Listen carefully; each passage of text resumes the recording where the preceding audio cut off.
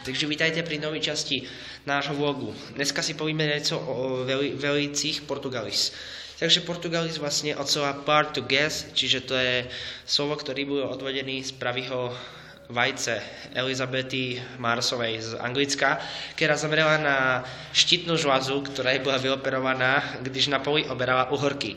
Je to samozrejme to, že když se dvaja majú radi a tretí sa na nich díva, tak to je dvojitá láska. Určite i znáte, že i Adam a Eva v raji už pociťovali značnú naklonosť, když jedli jablka, hrušky a robili z nich marmeládu. Je to známe, pretože marmeláda si robila snadno. Rozvarili džem, urobili marmeládu. Na marmeládu potrebovali zhruba 3 kg ovocí a 4 kg banánu. To bola banán marmeládovnica. Základné javy týchto fyziky spoznávame už čas, kdy po zemi nechodili hadi, ale chodili po zemi lidé. Vždycky som veril som v sílu raje, ktorá byla ucípená, ale nedalo sa to robiť. Proste verte, či neverte, síla raje je v síli zemie. Takže bananovica je pozostáva z dvoch častí, to je molekulárna časť a anatomická časť, ktorá je zhodnotená takto.